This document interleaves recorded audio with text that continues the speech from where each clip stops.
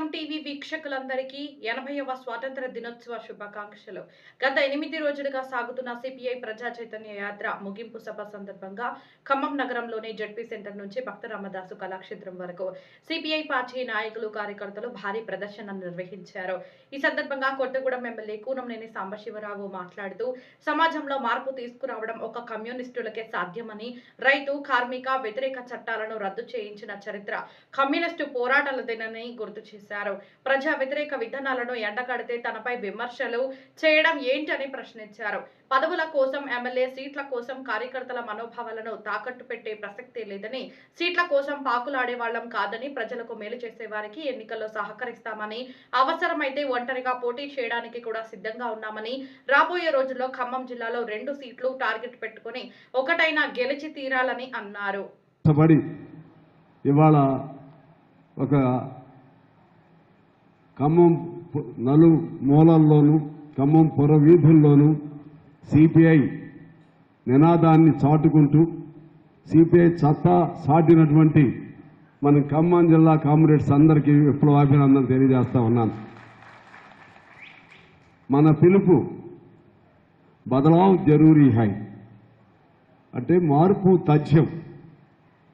ఇది సామాన్యులకు అది పిలుపు, కానీ మన కమ్యూనిస్టు శ్రేణులకు అది సమర నినాదం, సింహ గర్జన, సమర భేరి.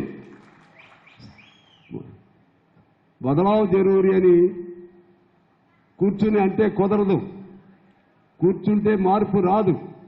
బదలావ్ జరూరీ హై అని ఒక సింహనాదం చేసుకుంటూ, సింహ గర్జన చేసుకుంటూ ఇవాళ భారతదేశంలో నలుమూలల లక్షలాది గ్రామాలని అనేక సంవత్సరాల తర్వాత ఈ విధమైనటువంటి చైతన్య యాత్ర, పాదయాత్రల ద్వారా కదిలించినటువంటి ఏకైక పార్టీ భారత కమ్యూనిస్ట్ పార్టీ ఈ దేశంలో. చాలా మంది అంటారు, మీరు బదలావ్ జరూరీ హై అంటే మీరు మార్పు రావాలంటే వస్తుందా అని. వస్తుంది. సిపిఐ ఏ పిలిపిస్తే అది విజయవంతం అవుతుంది. ఇది పక్కా. సిపిఐ కార్మికుల కోసం చట్టాలు కావాలంటే చట్టాలు వచ్చాయి, రైతుల కోసం భూ సంస్కరణ చట్టం కావాలంటే వచ్చింది, కమ్యూనిస్ట్ పార్టీ రుణం మాఫీ చేయాలంటే రుణం మాఫీ అయింది. ఏ పిలుపిచ్చినా సరే కమ్యూనిస్ట్ పార్టీ ఒక అంకిత భావంతో ప్రజల కొరకు ఇచ్చే నినాదం కాబట్టి అది విజయవంతం అవుతుంది. ఆనాడు స్వాతంత్ర పోరాటంలో సైతం కమ్యూనిస్టులు పాల్గొన్న తర్వాతే, కమ్యూనిస్టుల అమరత్వం తర్వాతే గాంధీజీ, నెహ్రూ లాంటి వాళ్ళు, వల్లభాయ్ పటేల్ లాంటి వాళ్ళు, లేకపోతే సుభాష్ చంద్రబోస్ లాంటి వాళ్ళు, భగత్ సింగ్ లాంటి వాళ్ళు ఒకవైపు ఉంటే, మరోవైపు తెలంగాణ సాయుధ పోరాటం, అటు స్వాతంత్రం కావాలి, తెలంగాణ విముక్తి కావాలని చెప్పి అమరులైన వాళ్ళు ఇక్కడ ఉన్నారు. కేరళలో పున్నప్రా మైలార్ లాంటి చోట అమరులైనటువంటి వాళ్ళు ఉన్నారు. బెంగాల్లో తెబాగా ఉద్యమంలో అమరులైనటువంటి వాళ్ళు ఉన్నారు. అదేవిధంగా అసలు సిసలైనటువంటి ఒక చెచ్చర పిడుగులాగా కమ్యూనిస్టు భావజాలంతో ఉరికమ్మ వెక్కి మొన్న కానీ మన పిల్లలు కానీ ప్రోగ్రాం దాన్ని ఏమంటారు, బొద్దెంకలా కాక్రోచ్చింది తెలుగులో ఏమంటారు, మొన్న బొద్దింకలుగా పిల్లల్ని ఎట్లా మన విద్యార్థులు జమ చేశారో, ఆ రోజు భగత్ సింగ్, రాజగురు, సుఖదేవులు కమ్యూనిస్టు మన కమ్యూనిస్టు ఐడియాలజీతో ఉరికమ్మ ఎక్కి కోట్లాది మంది యువకులకు ప్రేరణ ఇచ్చింది ఒక కమ్యూనిస్ట్ అయినటువంటి భగత్ సింగ్ అనేది నేను మీకు మనవి చేస్తా ఉన్నాను. ఈవెన్ ఆజాద్, చంద్రశేఖర్ ఆజాద్ ఆయన కమ్యూనిస్టే. ఇంకా మనం చరిత్రలోకి వెళ్తే చరిత్ర పుటల్లో కొంతమంది పేర్లు పైకి కనపడతాయి. చరిత్ర పుటల్లో పత్రిక మన పుస్తకాల్లో కనపడకపోయినా చరిత్ర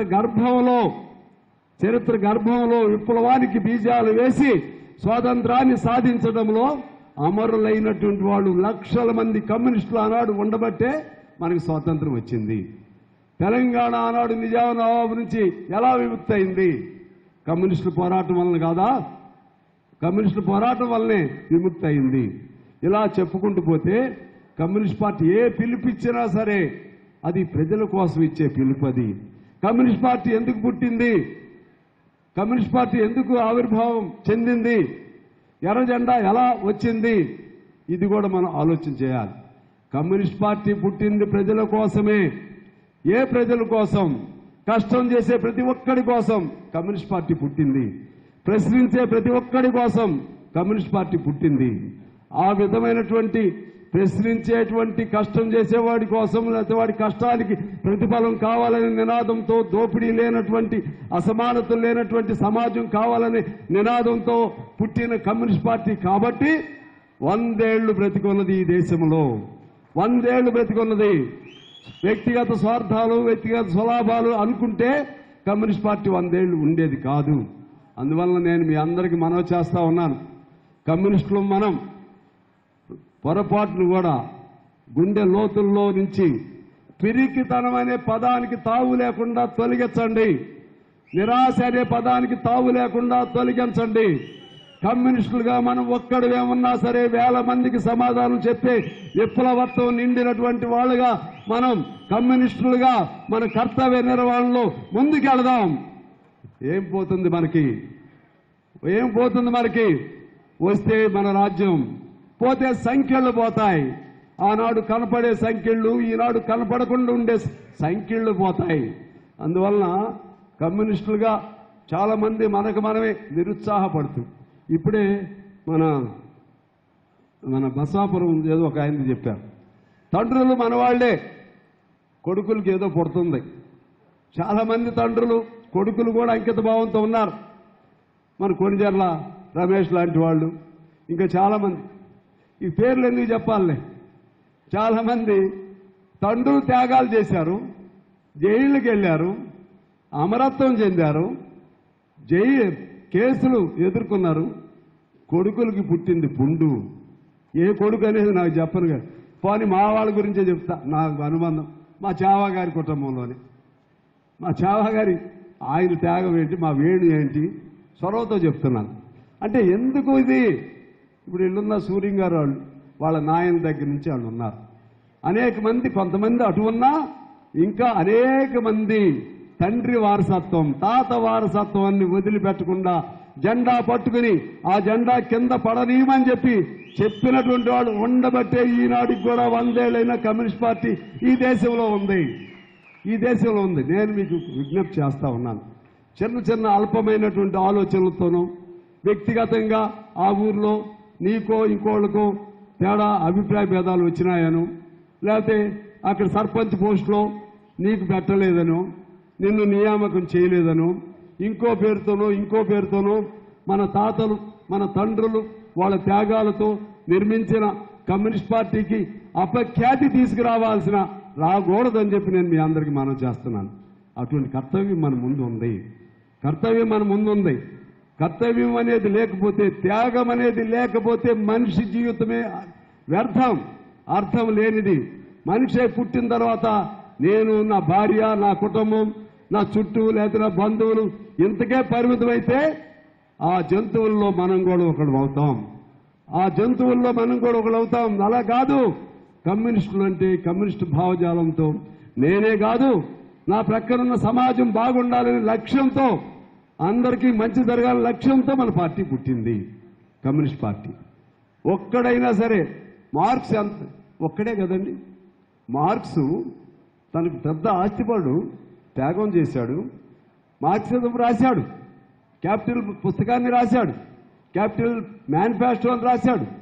ఆయన చివరి రోజుల్లో ఆయన అనారోగ్యంతో మరణిస్తే ఆయన స్నేహితుడిగా ఉన్న ఏంగెల్స్ దాన్ని పరిపూర్తి చేశాడు. మరి ఒక్కడే కదా, ఆ ఒక్కడే ప్రపంచానికి ఇవాళ గొప్ప స్ఫూర్తిని అందించేటువంటి కమ్యూనిజానికి అక్షరాలు దిద్దినటువంటి మహానుభావుడు ఆయన ఒక్కడే. కానీ ఇవాళ కొన్ని లక్షల మంది, ఇవాళ అమెరికాలో ఆయన ట్రంప్కి తెల్లారి లేస్తే కమ్యూనిస్టులు కళ్ళలో వస్తున్నారంట. తెల్లారి లేస్తే, పని నిద్రలోనూ లేచిన తర్వాత కూడా వస్తున్నారు. మొన్న ఎవరో ఉద్యమం చేశారంట పిల్లలు, ఇక్కడ కూడా ఏదో ప్రమాదం వస్తుంది, కమ్యూనిస్టు భూతాలు అమెరికాలో కూడా వస్తున్నాయని చెప్పాడంట. అదేవిధంగా అక్కడ న్యూయార్క్ అనేటువంటి ఆర్థిక రాజధాని అది, అక్కడ మేయర్ కమ్యూనిస్ట్ గెలిచాడు, మంతాని అని అతను. ప్యారిస్లో కమ్యూనిస్ట్ గెలిచాడు, బ్రిటన్లో కమ్యూనిస్టులు రోజు రోజుకి పెరుగుతున్నారు, సోవియట్ యూనియన్ రష్యాలో కమ్యూనిస్టులు 30% ఓట్లు ఇవాళ వచ్చినాయి. అనేక దేశాల్లో కమ్యూనిస్టులు, అదేవిధంగా కమ్యూనిస్టు అభిమానులు అన్ని దేశాల్లో కూడా ఇవాళ మళ్ళా తిరిగి ఎర్ర జెండాతో రోడ్డు మీదకి వస్తూ ఉన్నారు. ఇది అంటే మనకు అర్థమవుతుంది ఏంటంటే ఈ ప్రపంచంలో మనం లేమని మీరు అనుకోవద్దని నేను మీకు మనవి చేయడానికి చెప్తున్నాను. అందులో ఖమ్మం జిల్లాలో మా పని అయిపోయిందని మీరు ఎవరన్నా అనుకుంటే మాత్రం మీరు మీ సంస్థకి, మన పార్టీకు, మీకు మీరు ద్రోహం చేసుకున్నట్లే అని చెప్పి నేను మీకు విజ్ఞప్తి చేస్తున్నా. మీరు తప్పు పట్టవద్దు, ఎవరికి తల వంచొద్దు. ఒక విప్లవ వీరుల్లాగా, ఒక సైనికుల్లాగా నడుస్తూనే ఉందాం. ఎక్కడ సమస్య ఉంటే అక్కడికి వెళదాం, ఎక్కడ కష్టం ఉంటే అక్కడికి వెళదాం. తద్వారా నీ పోరాట పటిమ ద్వారా ప్రతి గ్రామంలో కూడా మన పార్టీని పెంచుకోవాలి. నగరంలో రేపు ఎన్నికలు వస్తున్నాయి, ఛాలెంజ్గా తీసుకోవాలి, పార్టీని పెంచుకోవాలి. ఇదంతా నేను ఎందుకు చెప్తున్నానంటే మిగిలిన అన్ని విషయాలు మన వాళ్ళు చెప్పారు, ఇప్పటికే చెప్పారు. దీని అసలు ఉద్దేశం ఏంటి? నరేంద్ర మోడీని మార్చడానికి శక్తివంతమైన పార్టీ ఏదైనా ఉందంటే కమ్యూనిస్ట్ పార్టీ అని చెప్పడం కోసం ఈ ఉపోద్ఘాతం మీకు చెప్పాను. మన వల్ల ఏమైంది, మీ వల్ల ఏమైంది అనే వాడికి సమాధానం దాదాపు విద్యార్థుల ఉద్యమం తర్వాత, లేకపోతే కాక్రోచ్ ఉద్యమం తర్వాత దేశవ్యాప్తంగా పిలిపించిన ఏకైక పార్టీ సిపిఐ పార్టీ. ఇవాళ దేశవ్యాప్తంగా అసలు మన పార్టీ లేని చోట కూడా వందల మంది వీళ్ళు వెళుతూ ఉంటే వేల మంది స్వాగతాలు పలుకుతూ ఉన్నారు. కమ్యూనిస్టులు మరలా ఒక కొత్త ఊపు వచ్చింది అని ఒక మంచి వాతావరణం భారతదేశంలో వచ్చింది. ఎందుకింత వచ్చింది, ఎందుకు ఈ మార్పు తథ్యం, ఇదంతా మన వాళ్ళు చెప్పిన 2 మాటలు చెప్పి నేను క్లోజ్ చేస్తాను. నరేంద్ర మోడీ నాకు ఎదురు లేదు అనుకున్నాడు. నరేంద్ర మోడీ, అమిత్ షా వాళ్ళిద్దరూ ఒకళ్ళు పెద్ద నాయకుడు, ఇంకోడు ఉపనాయకుడు. నీకు వేరే అన్పార్లమెంట్ పదాలు వాడదలుచుకోలేదు. ఒకడు పెద్ద నాయకుడు, ఒకడు ఉపనాయకుడు. ఈ మొత్తం ఆ ముఠాలన్నిటికీ వాళ్ళు నాయకుడు. ఈ మమ్మల్ని కొట్టేవాడు ఎవడు లేడు, మాకు ఆ శ్రీరాముడు ఉన్నంతకాలం అని అనుకున్నారు. ఆ శ్రీరాముడే అరే మీ తప్పులు ఎక్కువైపోయినాయి, ఇక మీ పాపం పండింది, ఇక మీరు మారక తప్పదు, ఇంట్లో కూర్చోక తప్పదు అని చెప్పి శ్రీరాముడే ఆగ్రహించాడు. ఎవరి రూపంలో ఆగ్రహించాడు? పిల్లల రూపంలో.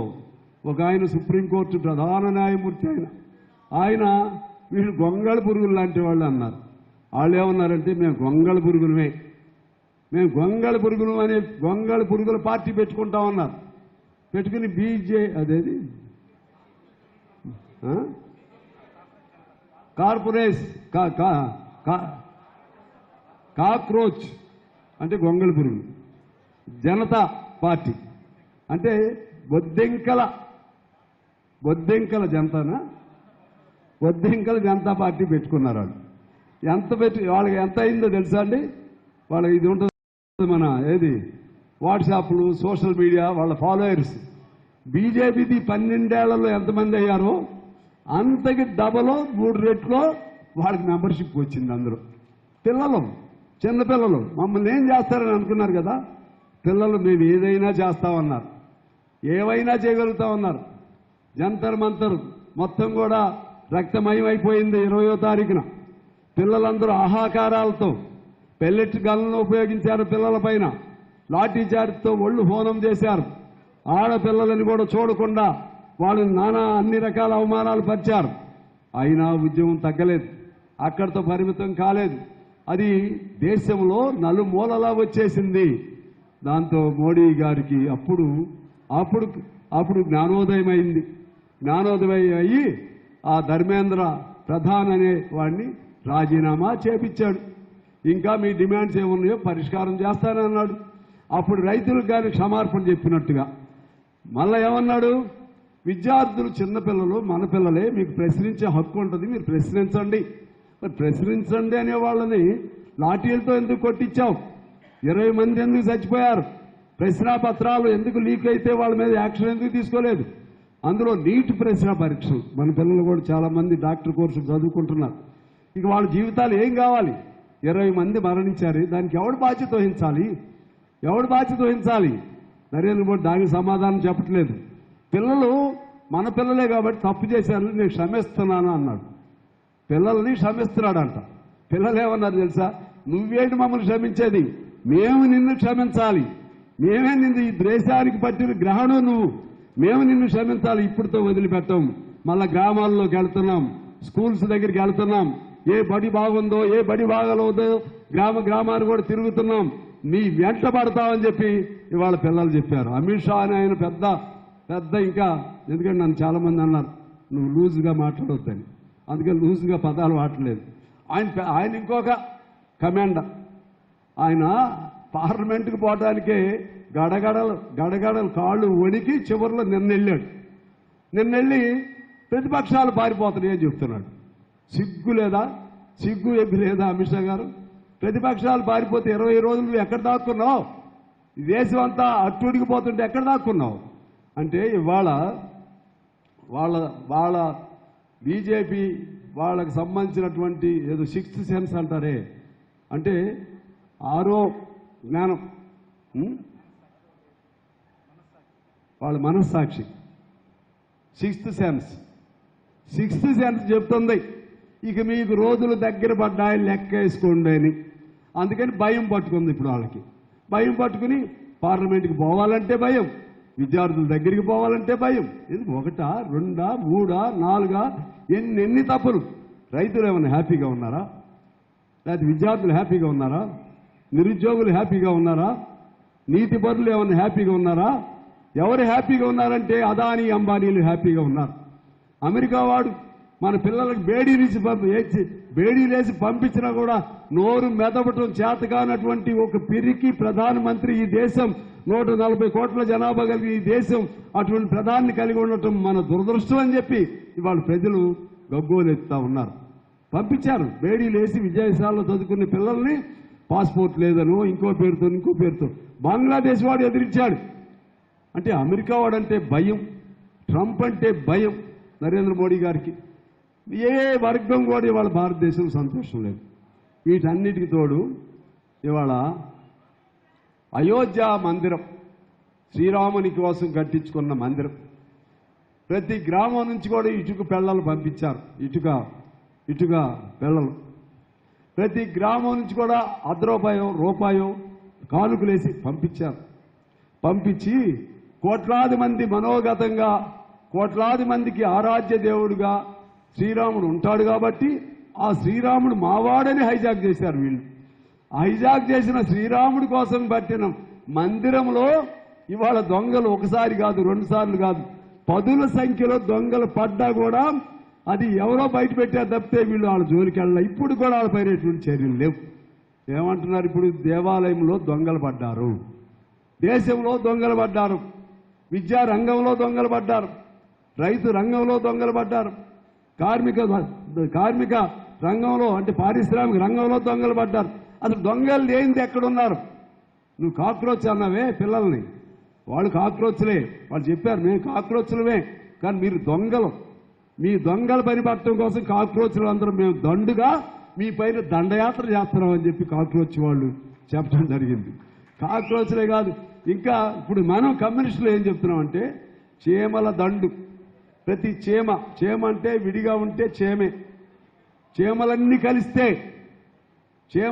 కలిస్తే మదం పట్టిన కాలకోట విషం పట్టిన కాలనాగుని హతం చేసినట్లుగా కమ్యూనిస్టులే ఇవాళ ఈ దేశంలో మార్పుకి శ్రీకారం చుడుతున్నారు. అందువల్ల ఇది మీరు అర్థం చేసుకోమని కోరుతూ ఈ రాష్ట్రానికి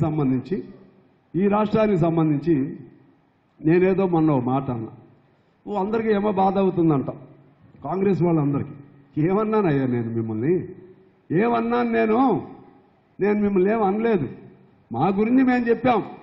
అంటే వీడు ఒక్కడే కమ్యూనిస్టు, ఒక్కడే ఎమ్మెల్యే అంటే కూడా మేము ఊరుకోవాలా? ఒక్కడే ఎమ్మెల్యే ఆ పోస్ట్ కోసం మా పార్టీ మా శ్రేణుల మనోభావాలను తాకట్టు పెట్టాలా? మాకు లేవా? మా పార్టీ పుట్టుకు దేనికి? మా జెండా దేనికి? జనం సమస్యలపైన మేము మాట్లాడొద్దా? అంటే కమ్యూనిస్టులు ఒక సీటు తీసుకుని కుక్కీల పేర్లలాగా ఉంటారని మీరు ఏమన్నా అనుకుంటున్నారా? సమస్య లేదు. ఈ సీటు ఉంటుంది, పోతే పోతుంది. కానీ మనకు కావాల్సింది ప్రజలు, మనకు కావాల్సింది కష్టజీవులు. మనం పోరాటం చేసేది దోపిడీదారులకు వ్యతిరేకంగా. అందువలన మనం ఏం అనలేదు, జనరల్గా అన్నాం. వాళ్ళలాగా మీరు చెయ్యొద్దయ్యా అని చెప్పాం.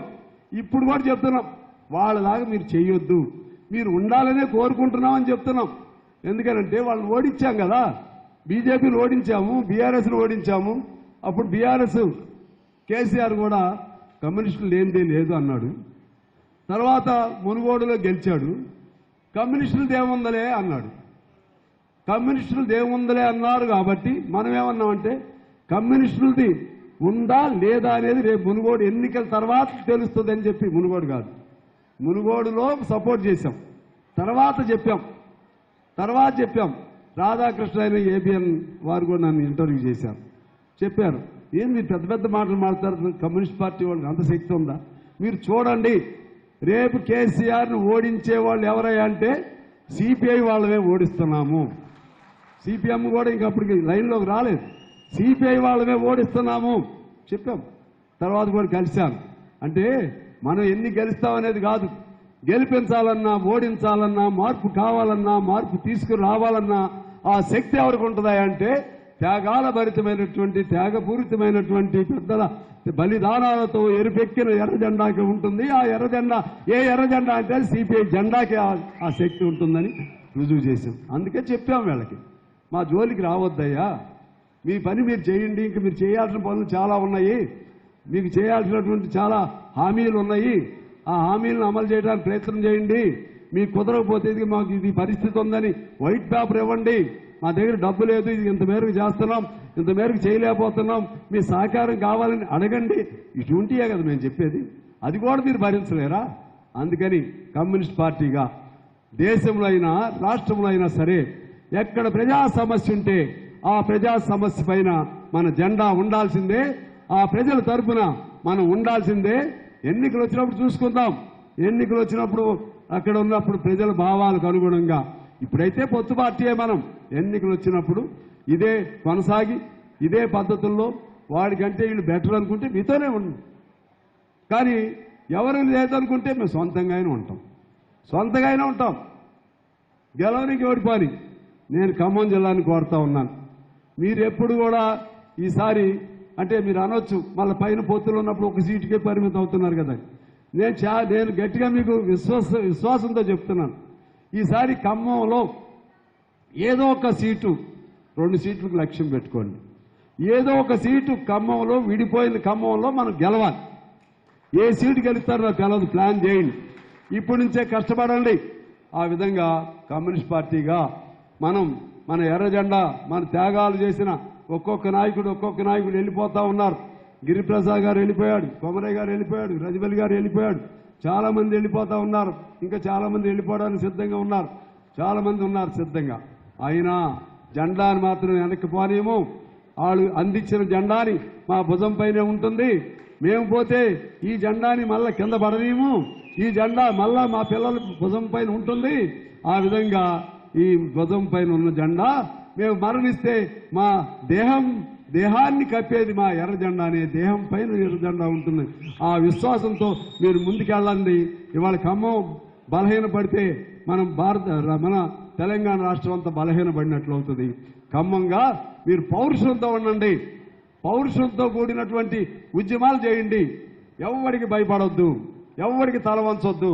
ప్రజల కోసం ఎటువంటి పోరాటాలకైనా మీరు సిద్ధంగా ఉండండి అని చెప్పి, అదే ఆ మార్పుకి, అక్కడ వచ్చే మార్పుకి ఇక్కడ నుంచి మనం అందించేటువంటి మూలం అని చెప్పి తెలియజేస్తూ మీ అందరికీ హృదయపూర్వక నమస్కారాలతో సెలవు తీసుకుంటున్నాను. Thank you.